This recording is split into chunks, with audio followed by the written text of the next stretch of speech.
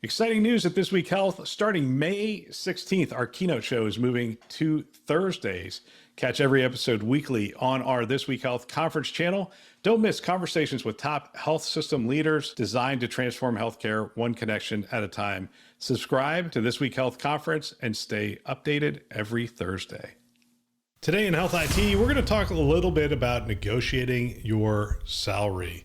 My name is Bill Russell. I'm a former CIO for a 16 hospital system and creator of This Week Health, a set of channels and events dedicated to transform healthcare one connection at a time. We want to thank our show sponsors who are investing in developing the next generation of health leaders, notable ServiceNow, Enterprise Health, Parlance, Certify Health, and Panda Health. Check them out at thisweekhealth.com/today. I would normally say this story and every news story that we cover is on thisweekhealth.com/news. And it is, but it's Friday. So it's my chance to just riff on some things I've been talking to people about this week. But if you get a chance, check out that site. It's curated news just for you. One last thing, share this podcast with a friend or colleague. Use it as a foundation for daily or weekly discussions on the topics that are relevant to you and the industry.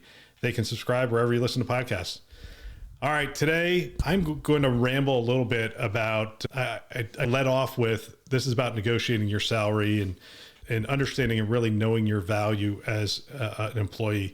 I'll tell you where this came up. It came up in a conversation 2 days ago with Sarah Richardson, and she did an article on the maternal tax. That is, women deciding to have children in the middle of their career, taking a year or two off, and generally get paid, I think it was 76 cents, if not 74 cents, compared to the fathers in that same category. And the fathers, obviously, I think, I was going to say obviously, but I don't know the exact study, but my guess is that the fathers don't take the time off. The mothers do take the time off to care for the child. And because of that, they end up losing out on 25% of the salary. And so I started thinking about that. And I don't really want to approach this from a female perspective and tell women what they're doing wrong. That doesn't seem like the right thing to do this week after the Chiefs kicker got up there and did his commencement speech. I'm going to do this more generally. I will probably refer to some of the challenges that women face in negotiations. And if I err on the side of saying too much, show me a little grace, let me know what I did wrong, and I will correct it moving forward. I will say this about women in negotiations. Women in negotiations generally don't ask for enough money. Like up front, you don't ask for enough money. It's either you don't know your value or you have undervalued yourself in the marketplace. I'm giving you 15 years of hiring experience. Generally, when I sit across from a woman, I have a number in mind, and they will generally give me a number that's far less than the number I have in mind. Now, as I matured in my career, I've had the privilege of saying to women when they say, I would like to make $60,000, I'd say, I can't pay you that. I need to pay you 80. And they would be giddy. But the reality is that's what they're worth. That's what the pay scale was. They just didn't know what they were worth and what their value is. So a little advice, and this goes for men and women, anyone who's in the negotiation. The person who mentions the number first loses. I will always ask, what do you want to get paid? But your response should never be a number. Your response should always be, I believe I can do the job. I think I'm very qualified for the job. I trust that you're going to pay a good salary for this position. I can't tell you the number of times, both with men and women, that I had a number in mind and their number was lower than my number. And if they had not said a number, I probably would have offered them $5,000, $10,000 more if they had not said a number. So the first thing I will say to you is just do not mention the number. And it might aggravate the person across from you, but at the end of the day, it's going to serve you better to not mention the number first. This is true in life. It's not just salary negotiations. Don't mention the number first. A lot of times you'll be surprised at what you hear. Let the other person mention the number first. That's the first thing. The second thing I would say is know your value. The men tend to overstate their value. Women tend to understate their value. And I know that's a generalization again, but I've talked to Jamie Nelson, and I had a conversation about this, and it's on the show. You can go back and listen to her show where we talked about the fact that in job roles that there will be 10 qualifications for a job, and a man will meet 3 of those qualifications and apply for the job because, of course, they are qualified. They'll figure out, they can do the 3 and they'll figure out the other 7. Whereas a woman, if she has 3 of those qualities or even 5 of those qualities, she will assume that she can't do that job and she won't apply for the job because she doesn't have all of the qualities of that job. So let's just start there. Nobody expects you to have the skills to do everything on that list that people put together for job descriptions is a wish list. We hope we find somebody who has all of these 10 things. And if we do, that is like, we have hit the mother lode. We are so excited that we found somebody who has all 10 of those things. Now, I will say this, there are very technical jobs where there are very specific things that you do need to know.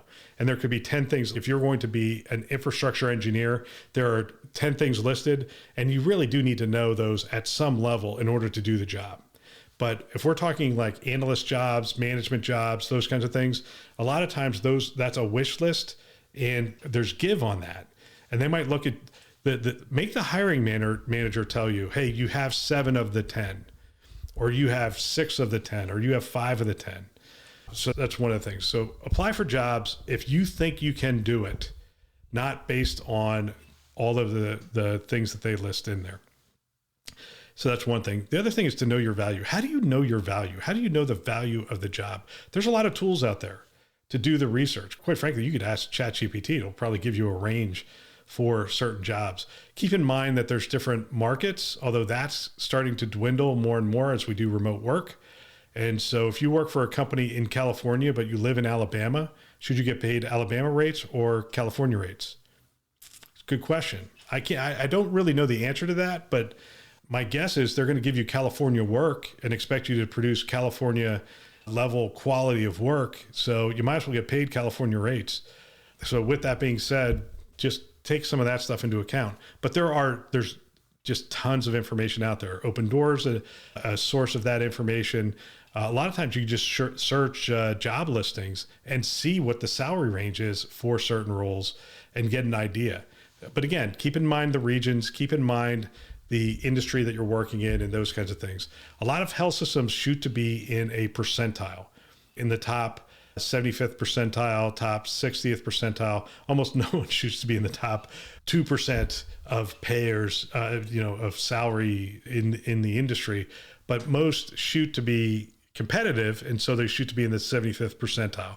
So if you're looking outside the industry at certain rates, that might not be as applicable as inside the industry. So as much as you can, get rates that are inside the industry, but know your value, know the value of the role, know the value that you bring to the job. Also, try to figure out what the intrinsic value is that you bring to a role. And this is where, if someone has stayed home to be a mom for 2 years, to make the assertion that they have not progressed in their career is incorrect. They have developed a whole host of skills that can be used in the workplace and can be used very effectively in the workplace. Understand what those intrinsic skills are. Understand the skills that you're developing, even on a day or a month or a year when you're not working in the workplace. You may not have advanced in your EPIC training and your EPIC skills, but you may have advanced in your leadership skills, your organization skills. Understand your intrinsic value and the things that you bring and how that can be applied. Also, understand the limited value of that knowledge. I understand this system within healthcare. That knowledge is good for about 2 years or 3 years until the next system or the next release or the next thing comes along. You can learn that stuff.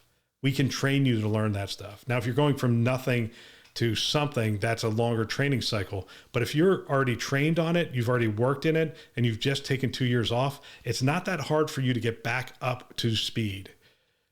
Understand your intrinsic value, understand your actual value to the organization or the role's value to the organization. Do not mention a number first. These are just some things that I throw out in a short 10-minute Today Show, but I want to speak real quick to hiring managers and CIOs. And that is, I was talking to a CIO today, and they've done the work of looking at the pay of their entire staff and looking at it from an equity lens. Now, at St. Joe's, I was required to do that every 2 years. I think it was every 2 years. I was required to do that. Like, I had to look at the pay equity. And it's hard to maintain because you're hiring new people and they're going to come in and they're going to want to make more money. And you may be required to pay them more based on inflation and other things that are going on, or competitiveness of certain roles. You may have to pay them more, which throws your thing out of whack. You're not all of a sudden going to take everybody and increase their pay scale to a certain amount, because you're going to ruin your budget within IT. But the thing I want to point out here is this is good work to do. It is good work to do. It is the right thing to do, to be looking at that every 2 years. And if you're looking at it every 2 years instead of every 5 years, you're going to find less discrepancy that you have to deal with.